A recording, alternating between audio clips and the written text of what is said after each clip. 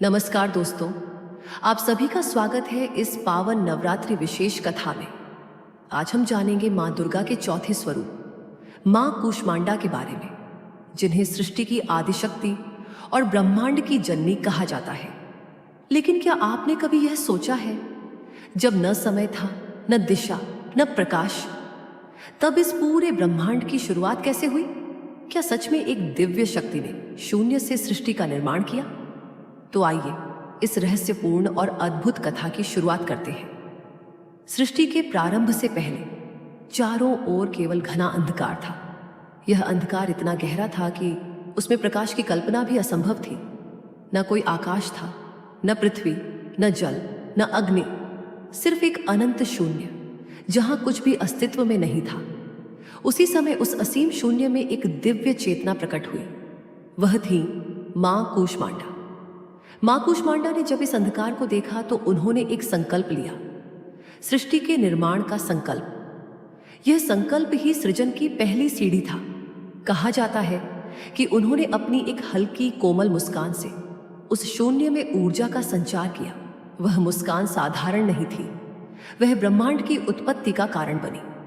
जैसे ही उनकी मुस्कान प्रकट हुई, अंधकार पीछे हटने लगा, प्रकाश फैलने लगा, ऊर्जा का जन्म हुआ और उसी क्षण ब्रह्मांड की रचना प्रारंभ हुई। ग्रह, नक्षत्र, दिशाएं, समय, सब कुछ उसी ऊर्जा से उत्पन्न हुआ। इसीलिए मां कूष्मांडा को आदि सृजन शक्ति कहा जाता है। सृष्टि के निर्माण के बाद मां ने उसे संतुलित और व्यवस्थित करने का कार्य भी किया। उन्होंने पंच तत्वों पृथ्वी, जल, अग्नि, वायु और आकाश का निर्माण किया। इन्हीं तत्वों से आगे चलकर जीवन का विकास हुआ। मां कूष्मांडा ने सूर्य को ऊर्जा का मुख्य स्रोत बनाया और स्वयं सूर्य के केंद्र में स्थित हो गई। कहा जाता है कि सूर्य की प्रचंड ऊर्जा जो पूरे ब्रह्मांड को जीवन देती है, वह मां कूष्मांडा की ही शक्ति का एक अंश है। यही कारण है कि उनकी आभा सूर्य के समान तेजस्वी मानी जाती है। अब बात करते हैं मां के स्वरूप की। मां कूष्मांडा सिंह पर सवार रहती है, जो शक्ति, साहस और निर्भयता का प्रतीक है। उनकी 8 भुजाएं हैं, इसी कारण उन्हें अष्टभुजा देवी भी कहा जाता है। उनके हाथों में कमंडल, धनुष, बाण, कमल, अमृत कलश, चक्र, गदा और जपमाला होती है। हर एक वस्तु का अपना विशेष अर्थ है। कमंडल शांति का, धनुष बाण शक्ति का, कमल पवित्रता का और अमृत कलश जीवन का प्रतीक है। अब सुनते हैं एक प्रसंग जो उनकी कृपा को दर्शाता है। प्राचीन समय में एक साधक था जो अपने जीवन में अनेक कठिनाइयों से घिरा हुआ था। उसके पास न धन था, न स्वास्थ्य और न ही मन में कोई शांति। वह हर दिन प्रयास करता, लेकिन हर बार असफल हो जाता। धीरे धीरे उसका विश्वास भी डगमगाने लगा। एक दिन वह एक आर्षि के पास पहुंचा और अपनी समस्याएं बताई। आर्षि ने उसे मां कूष्मांडा की उपासना करने का मार्ग बताया। उन्होंने कहा, तुम नवरात्रि के चौथे दिन व्रत रखो और सच्चे मन से मां कूष्मांडा की पूजा करो। तुम्हारे जीवन में अवश्य परिवर्तन आएगा। साधक ने पूरी श्रद्धा और विश्वास के साथ व्रत रखा। उसने मां को कद्दू का भोग अर्पित किया और ध्यान किया। शुरुआत में उसे कोई बड़ा परिवर्तन दिखाई नहीं दिया, लेकिन उसने धैर्य नहीं छोड़ा।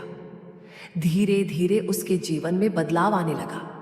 उसका स्वास्थ्य सुधरने लगा, मन शांत होने लगा और उसके कार्य सफल होने लगे।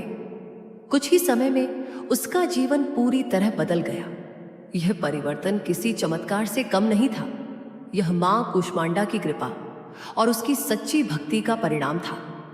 व्रत और पूजा का महत्व। नवरात्रि के चौथे दिन मां कूष्मांडा की पूजा करने से आयु, स्वास्थ्य और ऊर्जा में वृद्धि होती है।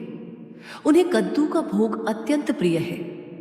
इससे शरीर के रोग दूर होते हैं और मानसिक शांति मिलती है। जो भक्त सच्चे मन से उनकी आराधना करता है, उसके जीवन में सकारात्मक ऊर्जा का प्रवाह बढ़ जाता है। मां कूष्मांडा हमें यह भी सिखाती है कि सृजन की शक्ति केवल देवी में ही नहीं, बल्कि हर इंसान के भीतर भी होती है। हमें बस अपने अंदर की उस ऊर्जा को पहचानना है। यह कथा हमें सिखाती है, अंधकार चाहे कितना भी गहरा क्यों ना हो, एक छोटी सी रोशनी उसे समाप्त कर सकती है, और वही रोशनी हमारे भीतर की सकारात्मक सोच और प्रयास है। तो दोस्तों, अगर आपको यह कथा पसंद आई हो तो वीडियो को लाइक करें, शेयर करें, और ऐसे ही धार्मिक और प्रेरणादायक कथाओं के लिए चैनल को जरूर सब्सक्राइब करें। जय माता।